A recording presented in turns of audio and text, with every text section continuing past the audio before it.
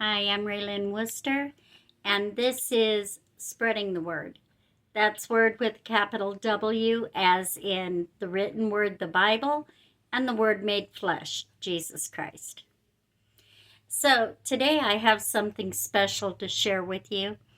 This is a short story. It's not really short, but it's not a novel either.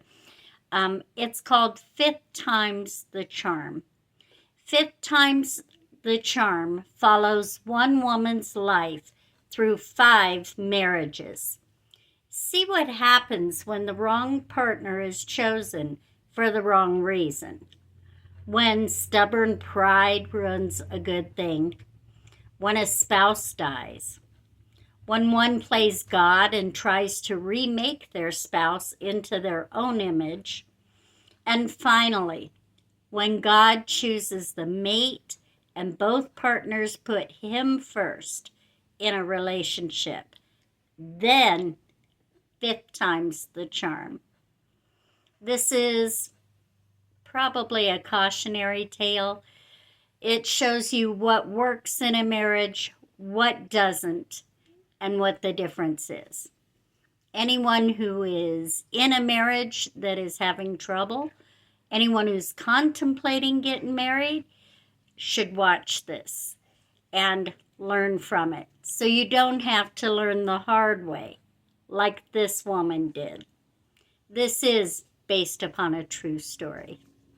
So here we go with Fifth Time's the Charm by Raylyn Worcester.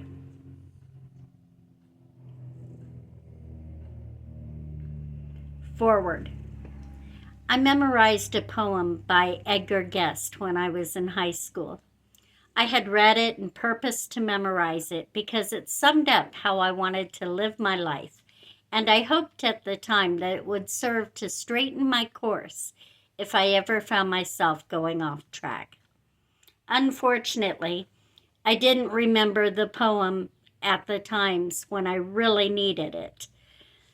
And I do, however, still remember it today, nearly 50 years later, and want to include it here as it is an accurate description of what this book is all about. I'm going to recite it from memory to share here with you. My apologies to Mr. Guest if I don't remember it exactly word for word, and my sincere thanks to him for the inspiration to live a life worth living. Myself by Edgar Guest. I have to live with myself, and so I want to be fit for myself to know. I want to be able as days go by always to look myself straight in the eye. I don't want to stand with the setting sun and hate myself for things that I've done. I don't want to set on a closet shelf a lot of secrets about myself and fool myself as I come and go into thinking no one else will know the kind of person I really am. I don't want to dress up myself in sham. I want to go out with my head erect. I want to deserve all men's respect.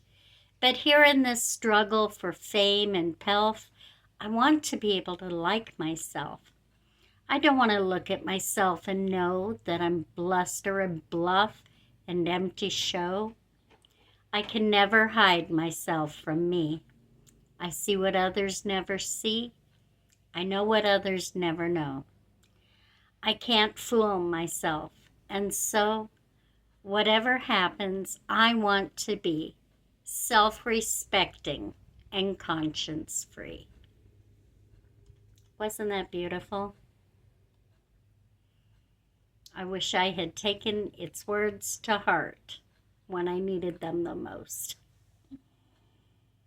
Fifth time's the charm. First time, wedding day. She glanced at her father, who, holding her arm, was walking her down the makeshift aisle in her fiancé's front yard. It was a beautiful venue for a front yard. Brad's mom's roses were in full bloom in the background. The grass was green and freshly trimmed. It was a warm morning in June, but not hot yet. Everything was perfect. Almost. Poor Daddy, she thought, looking at the man beaming with pride who was walking beside her. He thinks this is real. Oh, it was happening all right, because she was determined that it would. She had thought the day would never come. Down the road, she would realize how naive she had been. She had graduated high school when she was 17, didn't go to church, couldn't get into bars until she was 21. She was 18 years old.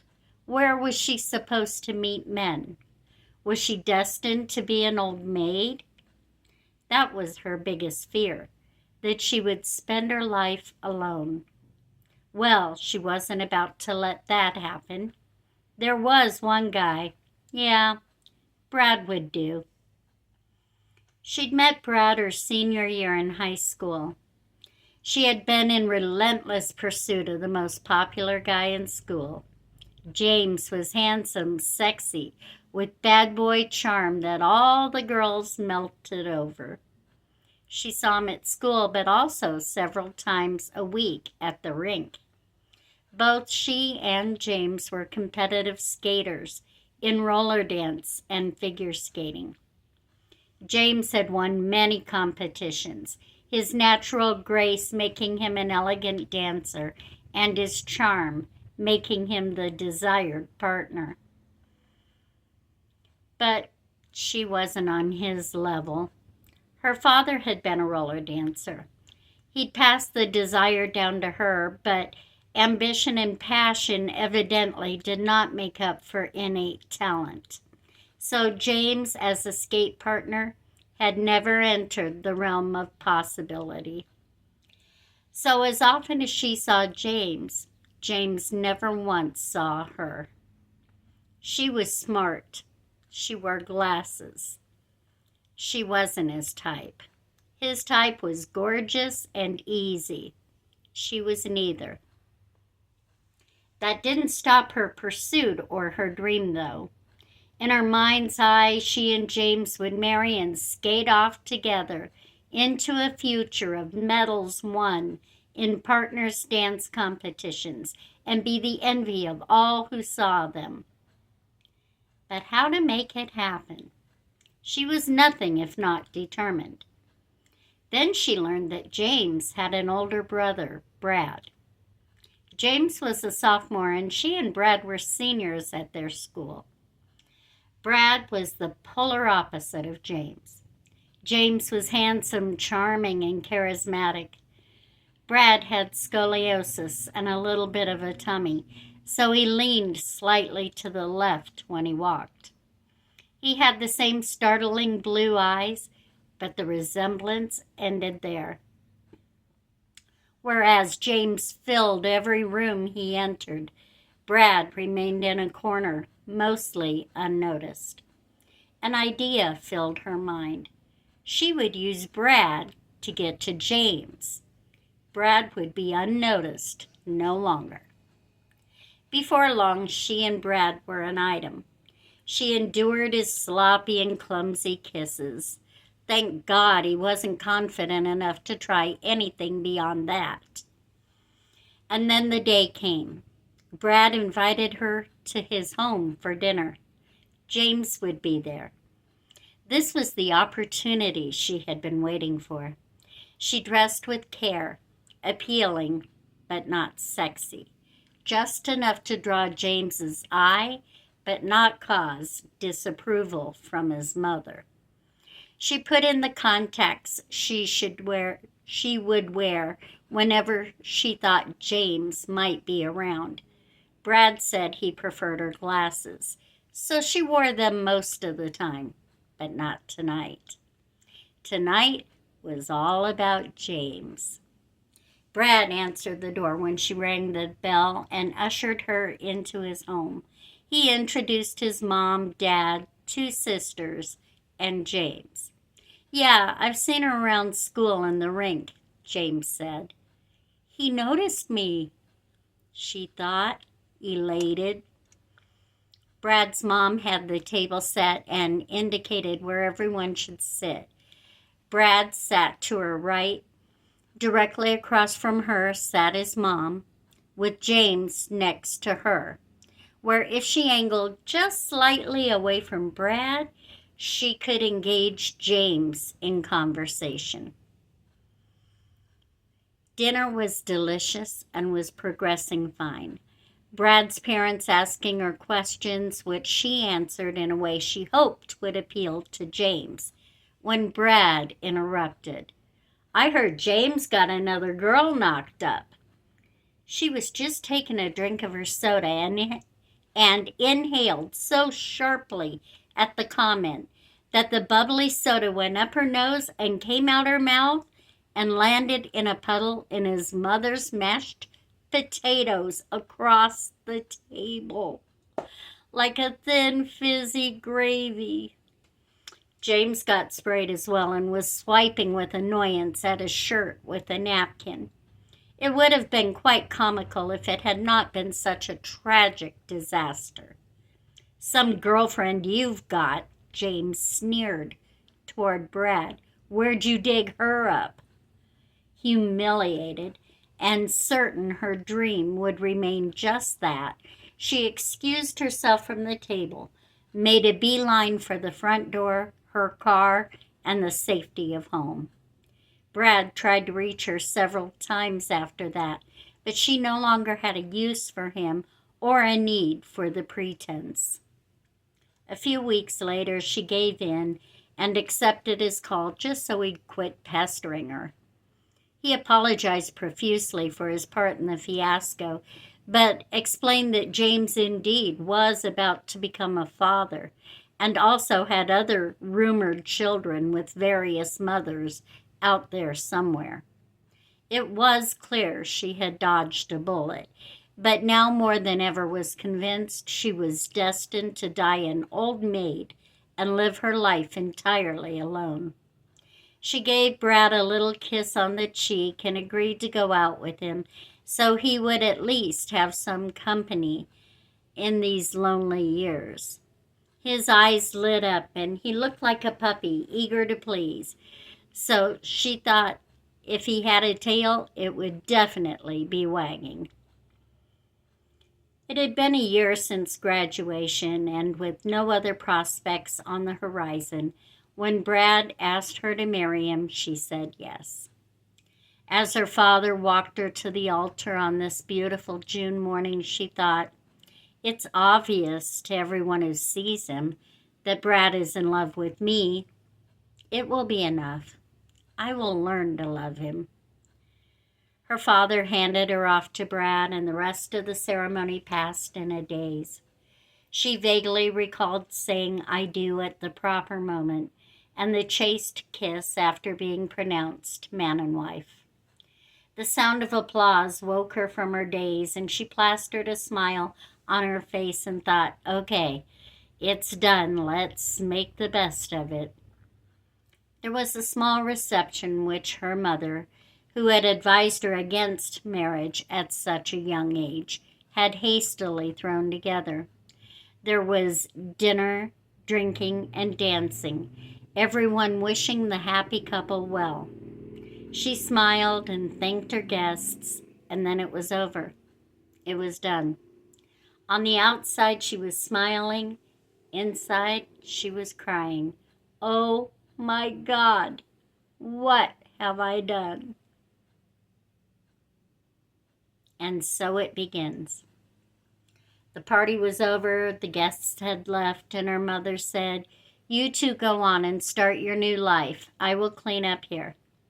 She hugged her mom, thanked her, and helped her new husband load their wedding gifts into the car. They drove across town to an apartment that Brad had secured for them. She had no idea where they were going to live. He had done this on his own, and she would see her new home now for the first time. Approaching the door, Brad apologized. "I'm sorry there won't be a honeymoon. I have to be at work first thing Monday morning. I had already used my vacation time." "It's okay," she murmured. "I'm sure we can go another time." As he put the key in the lock, he apologized again. "I would carry you over the threshold, but my back—" "No problem," she said, as another little piece of her fantasy marriage crumbled into pieces. She walked into the apartment and looked around. It was nice, as one-bedroom apartments go, but it was stark, cold, sterile, not homey. Not home. But it will be, she determined. She turned to face Brad to find him rushing toward her and plastering her against the wall behind her. He was smothering her face in wet, sloppy kisses, and his hands were pressing and wandering as if they had a mind of their own. "What? Wait!" she hollered, pushing away and smoothing the front of her wedding dress. "But it's our wedding night," Brad whined with the hurt puppy dog look in his eyes. "Okay, but can you bring in my suitcase and let me change clothes first? I had a nice nightie I planned to wear for you tonight." At that, Brad's countenance changed, and he looked eager and hopeful again. "Okay, but just your suitcase. We'll bring everything else in the morning, okay?" She nodded and smiled, and Brad took off in a barely controlled run to the car. She went into the bathroom and sat on the toilet. She cried briefly, then washed her face, and when Brad opened the door with her suitcase, she looked the eager bride.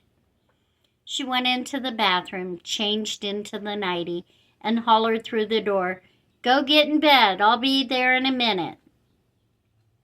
The apartment came furnished, complete with bedding which had been hastily thrown on the floor, she noticed, as she entered the room to find Brad completely naked, spread-eagled on the bed, with his arms folded behind his head and a big smile on his face. "Shut off the light," she requested. "It'll be more romantic." Truth be told, she just couldn't look at that eager grin on his face, while inside she was filled with dread, anticipating what would come next. He complied, and then he was on her, tearing away the carefully chosen wedding night gown in too much haste to deal with buttons. Not caring if the delicate fabric tore, he released her from the fabric that was in the way, and his hands found what they'd been groping for earlier. A low grunt, quick, painful thrust, and it was over. She lay there warm and sticky and trying not to cry. Brad finally seemed to notice that something was wrong and said, "It's okay, honey. It always hurts the first time. It will get better every time, I promise." Then he rolled over and went to sleep. Every time, she thought, with a shudder. So this is married life. And with that, her childish vision of love and marriage completely disintegrated, and she realized what a naive and foolish girl she had been. A week into their new married life, she lay on a table in the doctor's office. It was her first visit to a gynecologist, and she felt ashamed and embarrassed as the doctor raised the paper gown to take a look. "Newlywed, huh?" he asked, grinning up at her. "Yes," she answered, perplexed. "How did you know?" "Your labia is raw and swollen twice its size, common for previously untouched skin that is now receiving constant attention. Do you and your husband have sex every day?" She blushed at such a personal question. "At least once a day," she mumbled with her head turned away. Brad, who had seemed so restrained the whole time they dated, had become insatiable once they had a license. He couldn't keep his hands off her. He swore this was normal for married couples who were in love. He had no clue that only half of that statement applied in their case.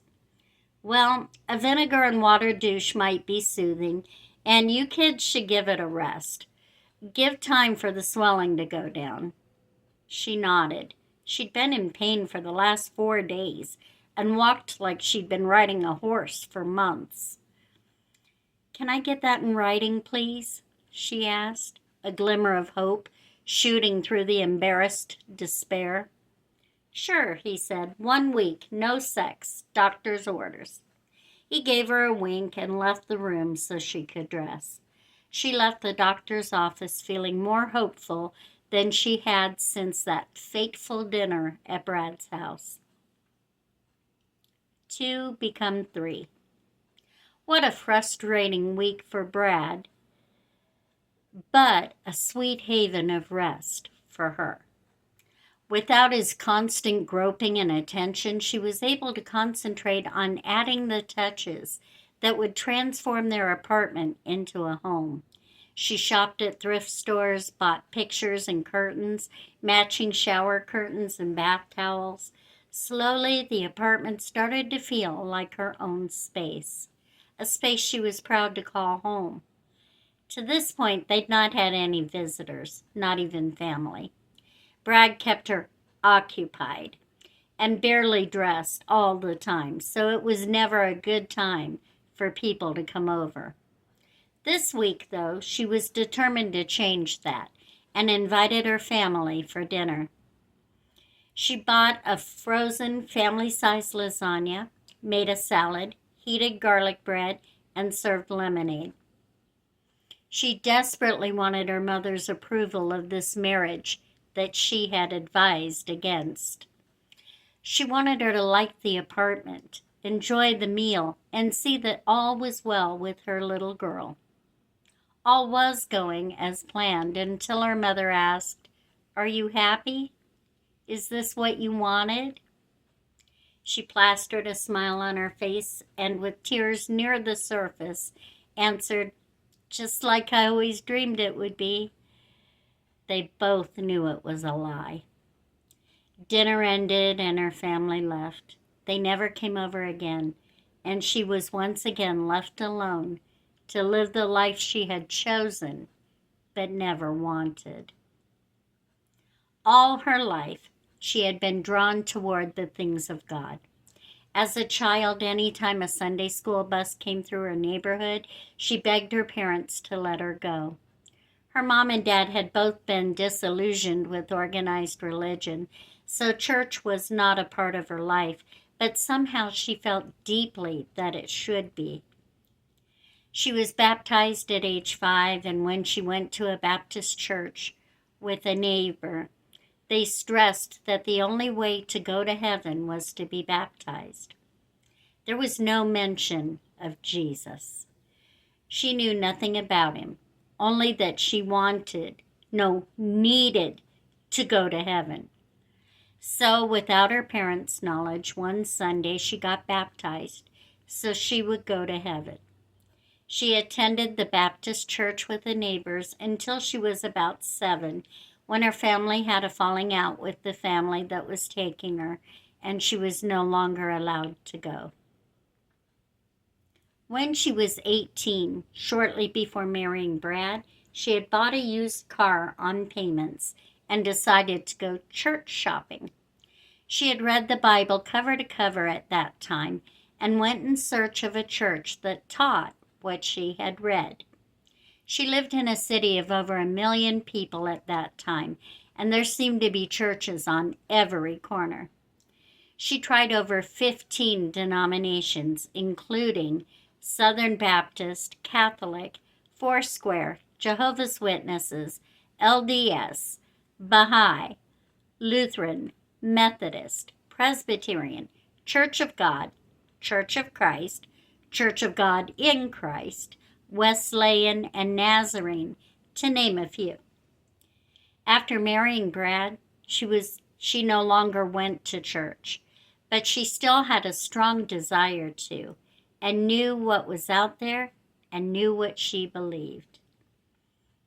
When her respite week was over and the swelling in her body had subsided, Brad was once again eager to resume his husbandly duties. She noticed a subtle change in him, though. He was not as pushy and assertive as he had been. Instead, he was asking and cajoling to have his way with her. This gave her the courage to set some ground rules. Yes, they could resume, but only a few times a week, not every day. She didn't want to have to take another week off, she explained. Oh, neither did he assured her. And she wanted him to go to church with her on Sundays. He agreed it was a workable trade-off to get what he wanted. While she never had the heart connection required to make sex with her husband something she desired, she did learn not to despise it, and even derived small pleasure from it on occasion. So life settled into a workable routine, and though she wouldn't define herself as happy, she was relatively content. A few months into her marriage, she was returning to their pew in church after visiting the restroom when a woman she'd met grasped her arm and asked, "How far along are you, dear?" "What?" she replied. "I'm not pregnant." The woman's eyes twinkled as she said, "Oh, trust me, dear, you are." The woman gave her a brief hug and returned to the pew, and she returned to her pew and the waiting husband, who immediately wrapped his arms around her in the possessive and demonstrative way he always did, regardless of its inappropriateness for church. She mouthed the familiar words to songs in worship and barely heard the message as her mind grappled with the woman's words. When was my last period? I can't remember. Oh God, is it true? Am I pregnant? She was both elated and terrified by the thought. Well, there's certainly been ample opportunity, she thought wryly. It was more likely she was than she wasn't. When Brad goes to work tomorrow, I will buy a test, she decided. Brad took her out to lunch after church, and though he was none the wiser, she had a feeling they were celebrating. She found herself on the gynecologist's table for the second time in 4 months.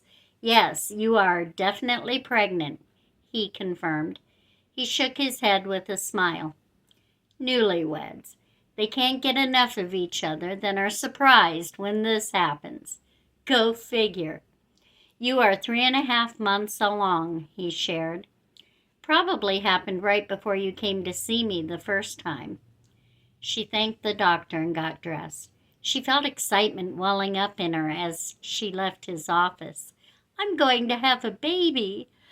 Someone of my own to shower all my love on. Now I will always have someone to love. I will not spend my life lonely."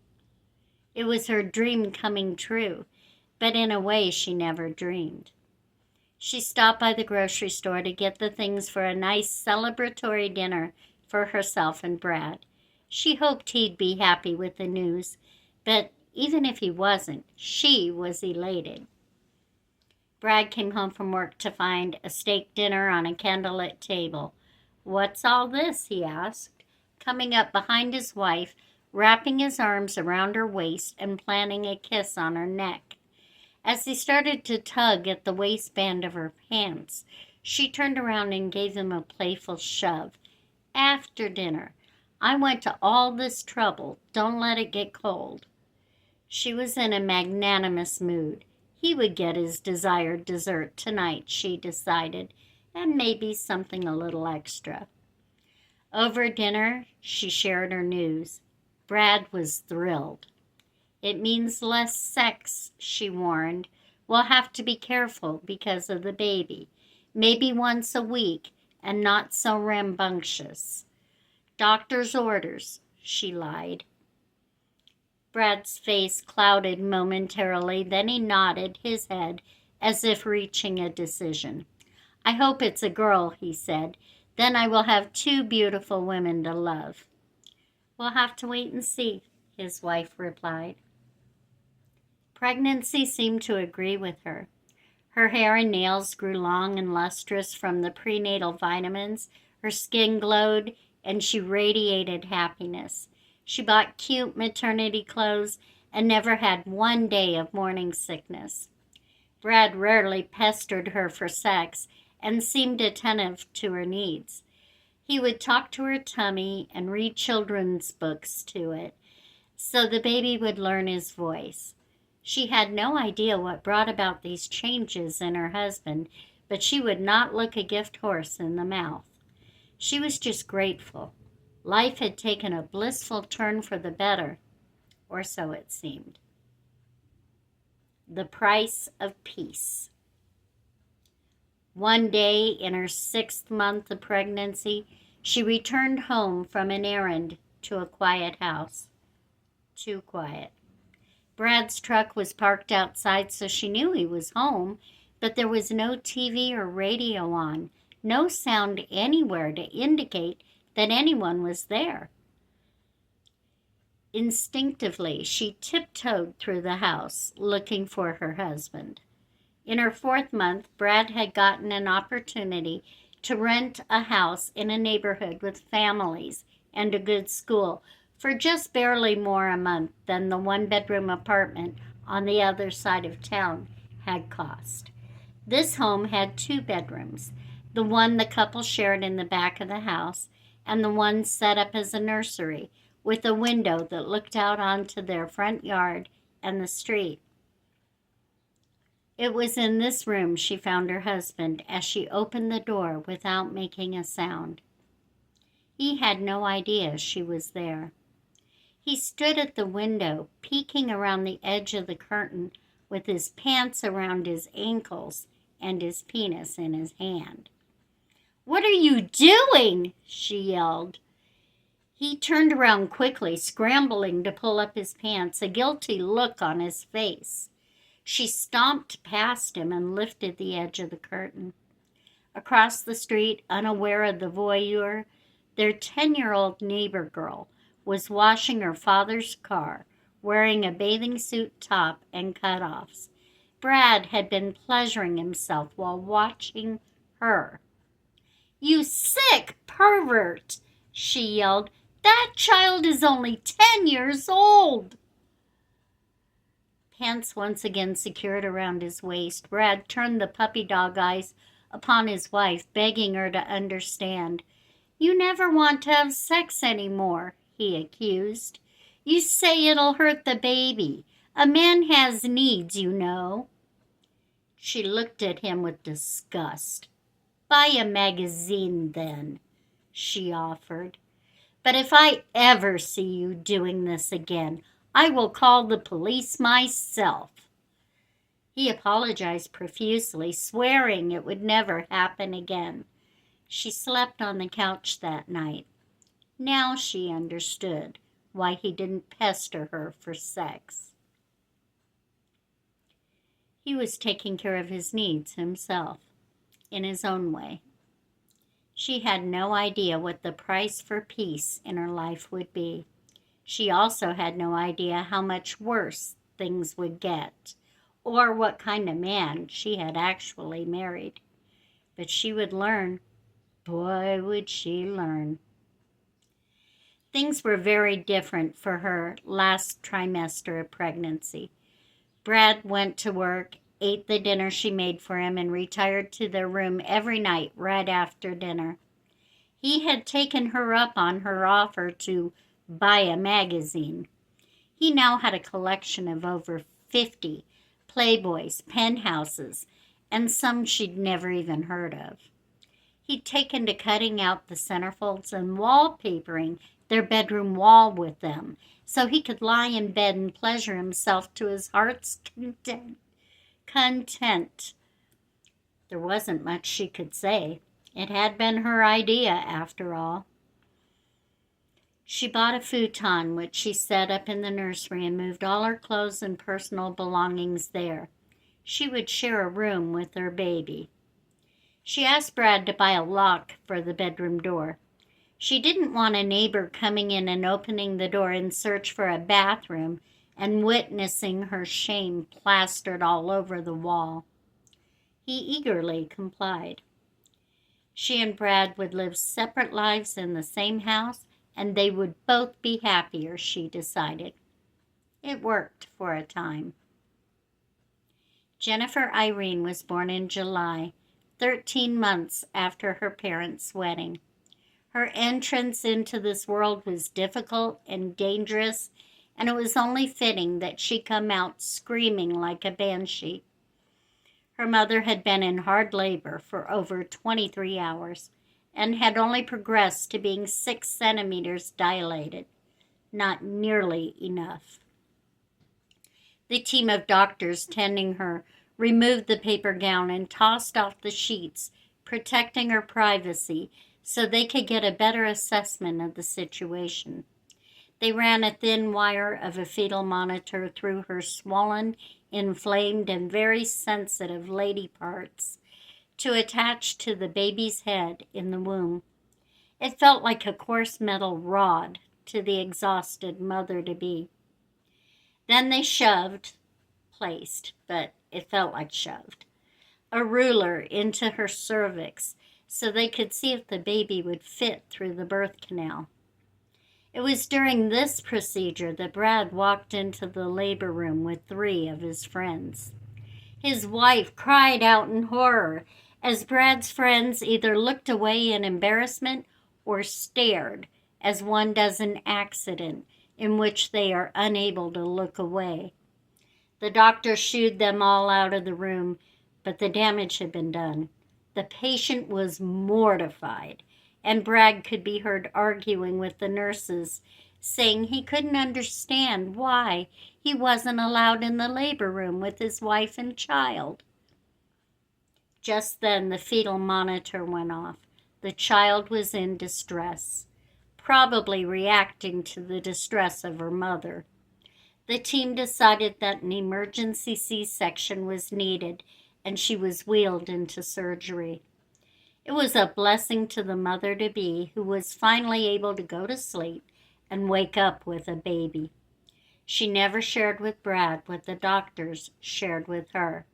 They had nearly lost both mother and daughter twice during the birth. No, she decided, she would keep that tidbit to herself. She didn't think it would matter to him anyway. The beginning of the end. 2 weeks after the birth of the baby, she picked Brad up from work. They were sharing a car at this point. Brad had held various jobs throughout their time together, but this was a good job. He did, she wasn't sure what, for a big aerospace company. Today he rushed her to the car, got in quickly, looked around, and locked the doors. "Look at this," he said excitedly, lifting the lid of his lunchbox. He unscrewed the lid of his thermos and dumped 2 small objects into his hands. "Are those diamonds?" she asked, wide-eyed. "Industrial diamonds," he answered. "They use them for cutting hard materials. They are the hardest substance known to man." "And they gave them to you?" she asked incredulously. "Well, they are pretty worn down, not worth much now. We're supposed to dispose of them, but, well, what a waste." "You stole them?" "Chill," he said. "All the guys do it, 1 or 2 at a time. They never miss them. Now let's go. I've got a guy lined up to buy these." Her brow furrowed. "I thought they were worn down and not worth much." He picked one up and held it up to the light. It threw little rainbows around the interior of the car. "Can't tell, though, can you?" He won't be able to either. "Won't you get caught?" she asked in alarm. "Place this size has to have cameras, right?" "They can't see inside a thermos," he bragged, proud of his subterfuge. "Now, are we going or what?" She put the car in gear, and her worry and fear followed her out of the parking lot. Brad met with his friend, who did indeed buy the diamonds. He didn't say how much he got for them, and she didn't ask. The guy had asked about the risk to get them, and Brad said he thought he'd gotten away with it, but it wouldn't hurt to have a backup plan just in case. The guy knew just the thing. He was aware of a similar position in a plant in Colorado that was available. Brad might want to consider it. The next day, he took the car to work. He was home by noon. The aerospace company indeed had cameras, which had caught Brad putting diamonds into his thermos. He was fired, searched thoroughly, and escorted off the property. If he set foot on the property again, he would be arrested. That's okay, Brad thought. I've got a backup plan. Just like that, they were moving to Colorado. They rented a U-Haul, packed all their worldly goods in it, and towed their car behind. She questioned Brad on the way. Where are we going? Colorado Springs. We'll find an apartment there. What's the name of your new company? Dunno. Got a name and phone number on a piece of paper. I'll call once we're settled in. I've been assured the job is legit. I'm supposed to start on Monday. He didn't seem at all worried. So, neither, she told herself, would she. Upon entering Colorado Springs, she insisted Brad find an urgent care. She had been in pain the whole time they'd been driving. Brad was annoyed, but complied. Couldn't she wait until they found a place and got the U-Haul unloaded? The gynecological exam revealed a raging yeast infection. She was given an antibiotic cream and an applicator. She ran back out to the U-Haul, opened the back of the trailer, and in the darkness applied the cream. Some of the burning and itching subsided almost immediately. She told Brad what was wrong and what they gave her. She chose not to tell him what else the doctor said. You really shouldn't be making love this soon after having a baby, he gently warned. That's what caused your problem. She had nodded and thanked him. She also didn't tell the doctor that her husband had climbed into the hospital bed with her before she'd been released, or that the advised against activity had been a daily one since. They found a one-bedroom apartment on Garden of the Gods in Colorado Springs. The rent was almost twice that of the home they had been renting in Arizona. That's okay, Brad assured. I got enough for the diamonds, and I start work in 2 days. Monday came, and Brad made the call. Job? What job? Came the response. I'll find another job here, not a big deal, he told his fretting wife. He looked for a week and found nothing. I saw 2 car dealerships, she cautiously mentioned. You could watch Jennifer, and I could work. I'm sure I could get a job at one of them. Over my dead body, Brad sneered. That was an attractive offer, but of course she didn't seriously consider it. Their money ran out 2 weeks later. In shame, she called her mom and explained her predicament. Her mom sent money to get home on, and they had to live with her for several months until Brad found another job and had saved enough to get another place to live. They moved into an apartment complex right next to the high school they'd both graduated from what seemed like eons ago. One bedroom was set up for Jennifer with both a crib and a daybed for when she got older, and she moved into the other bedroom with Brad. He said now that the infection was gone and they had their own place, there was no reason he shouldn't be able to make love to his wife, and she agreed that their intimate relations could resume. She insisted he get rid of the magazines, which he had moved from place to place in an igloo cooler, and insisted he put nothing up on the bedroom walls. He agreed. After the baby was put down for the night, Brad told his wife to go into the bedroom. He wanted to christen their new place. She complied, but was nervous. It had been months since they'd been intimate. He approached her and gave her a gentle kiss, then carefully started to peel her sleeve from her shoulder. Then, without warning, he got rough. He bit her lip, ripped her blouse off of her, and shoved her onto the bed. He put an elbow in the small of her back while he forced down her pants with the other hand. The more she struggled, the more aroused he became. As soon as she realized this, she quit struggling and lay as quietly as she could while he proceeded to sodomize her. Tears of pain and humiliation flowed down her cheeks as she wondered how her life had come to this.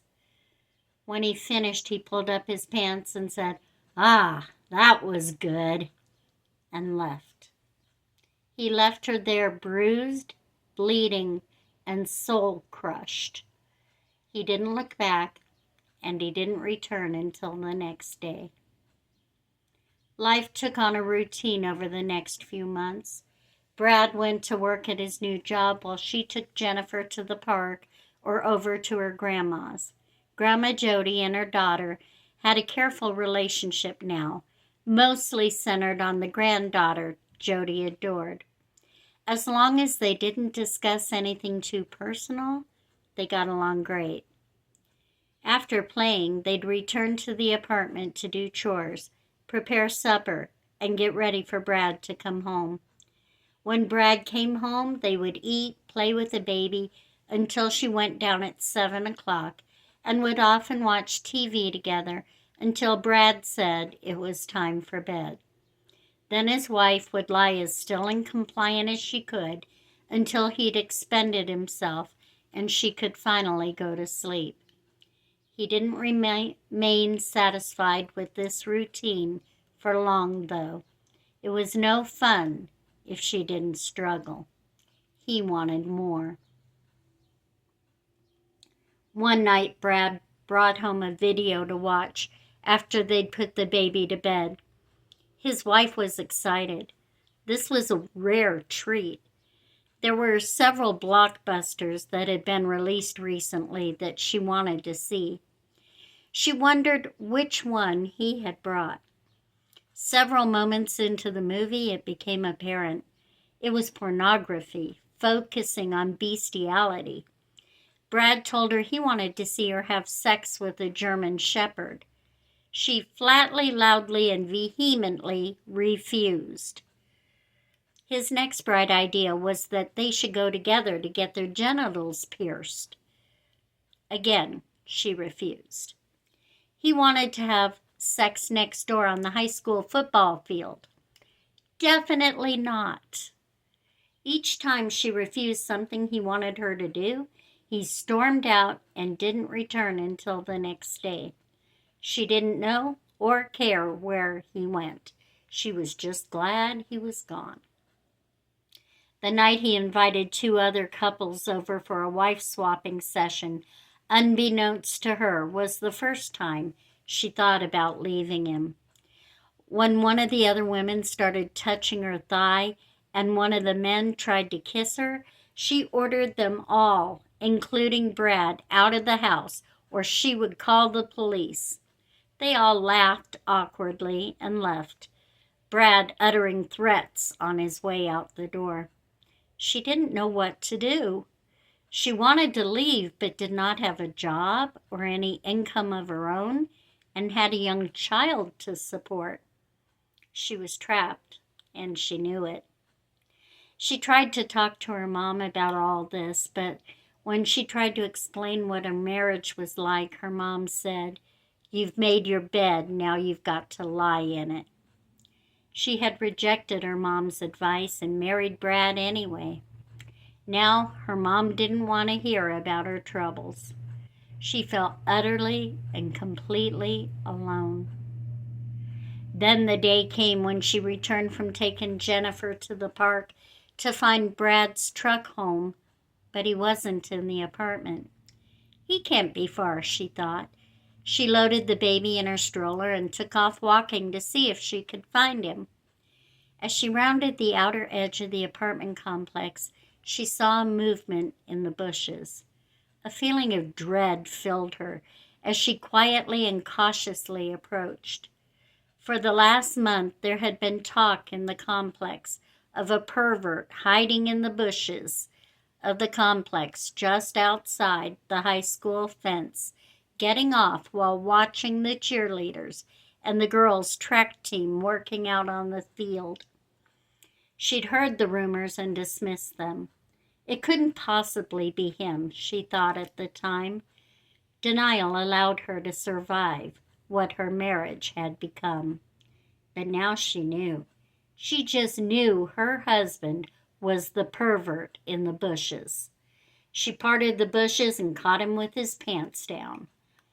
Finally, she had the upper hand. She had leverage, and things were about to change. She gave him a moment to pull his pants up, then reached for his hand and pulled him from the bushes.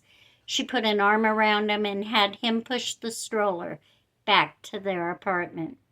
To anyone walking by, they would appear to be a happy young family out for a walk.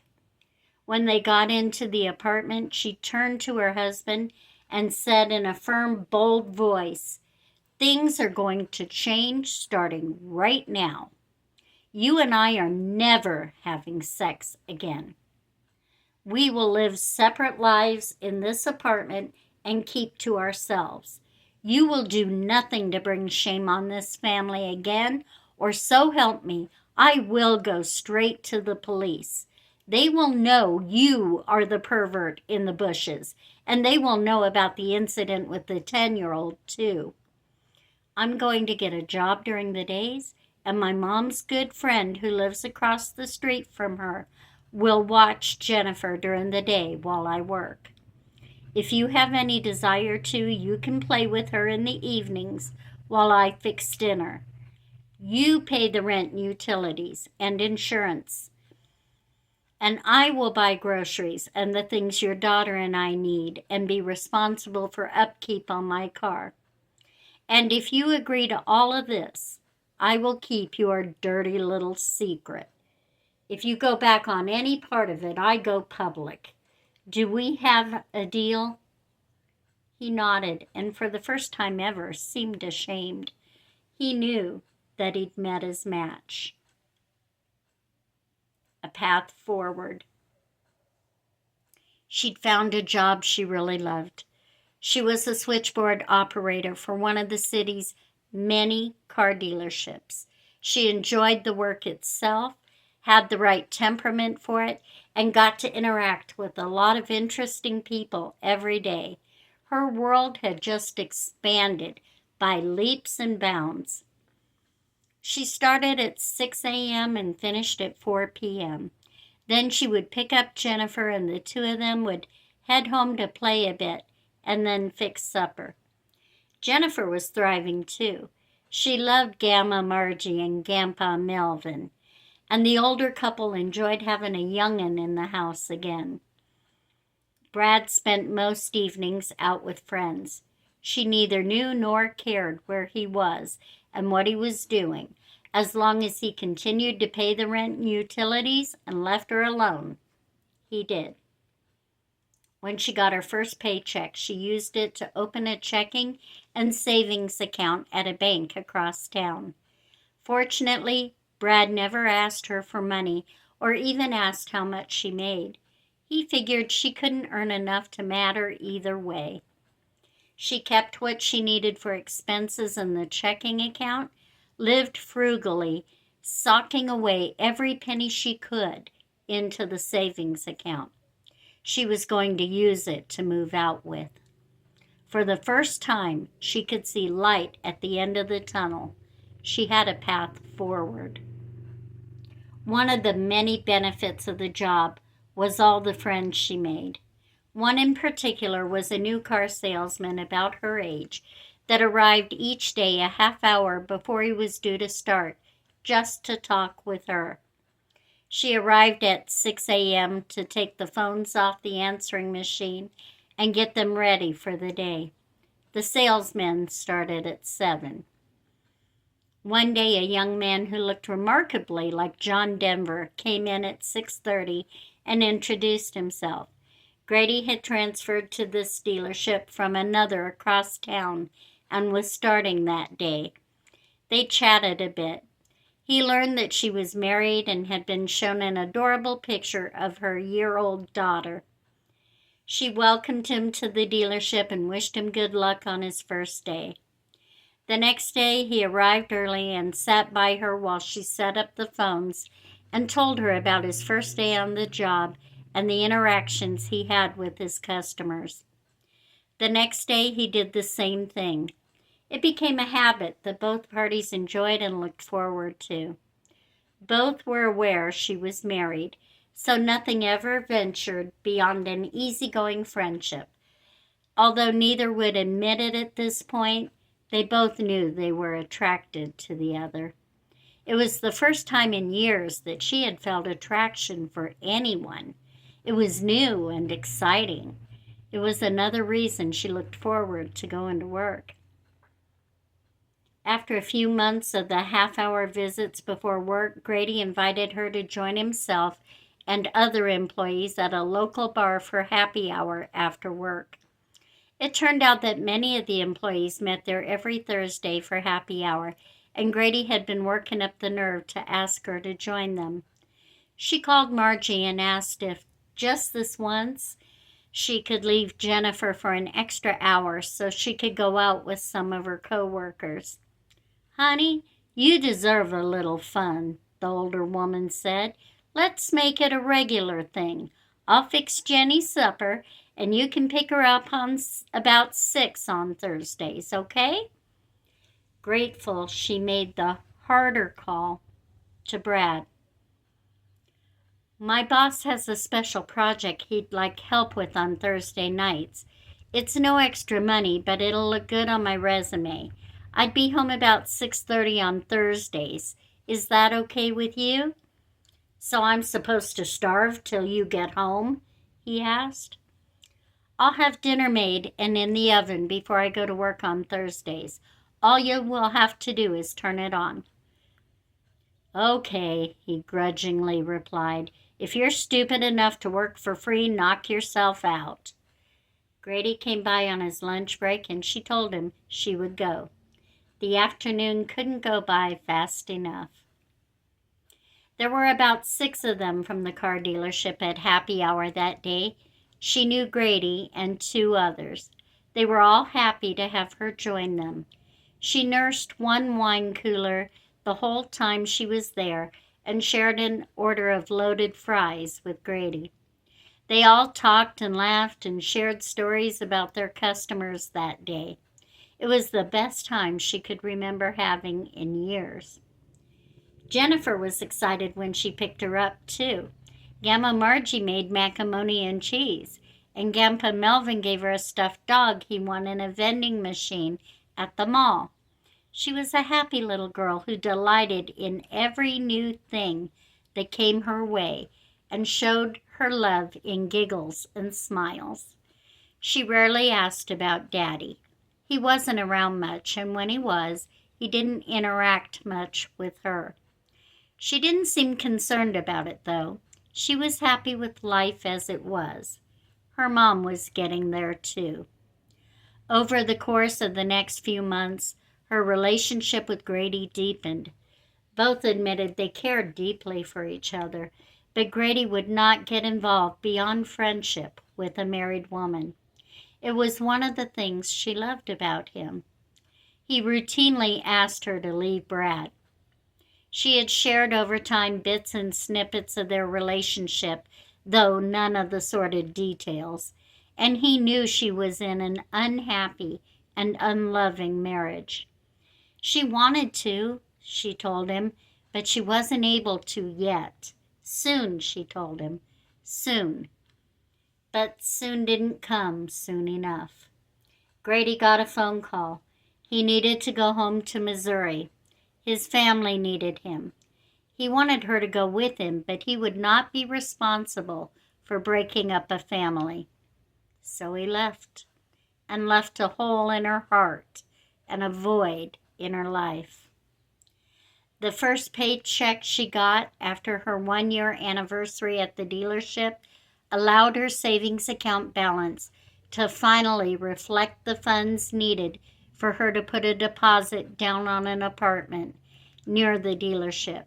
She requested the next day off, and while Brad was at work, loaded everything she needed for her new apartment and all of her and Jennifer's personal things into her car and went to put down the deposit and sign the lease. She left a note on the table saying that supper was in the oven waiting to be reheated and that she and Jennifer had moved out. He would be receiving divorce papers shortly. She advised against him trying to find them or contesting the divorce because she had just cause and proving it would be embarrassing for him. To his credit, or out of cowardice, he let them go. She spent the rest of the day setting up her new place. She took a deep breath. For the first time in her life, she felt free and truly alive. She did a twirl in the living room and for the first time in a long time had a talk with God and thanked him for setting her free. Then she picked up her daughter and took her home. Jenny was happy with her new room, and the two of them watched Disney and had popcorn for supper. It was a perfect day. When she tucked Jenny into bed, she asked, "Where's Daddy?" "Daddy didn't want to come," she told her little girl. "Okay," she answered brightly. She hugged her favorite stuffy to her chest and drifted peacefully off to sleep. The next day, she downloaded a do-it-yourself divorce kit off the internet, filled it out, and on her lunch break, took it to the courthouse and filed it. Then she put in a transfer to a dealership across town, just in case Brad had learned where she worked. The day the uncontested divorce was finalized was her Independence Day. She was truly free. She'd grown up a lot over the past 3 years. She just turned 21. Now she would begin to live. And that's the end of First Time. Be sure to join me next for Hiatus, that's the period between, and Second Time. I hope you're enjoying the story. I know some of it was hard to hear. It was hard to live. But if anyone else can benefit from mistakes made by the woman in this story, then it was well worth the telling. Please be sure to like, subscribe, and share. And in this way, you can help spread the word. Thank you. God bless.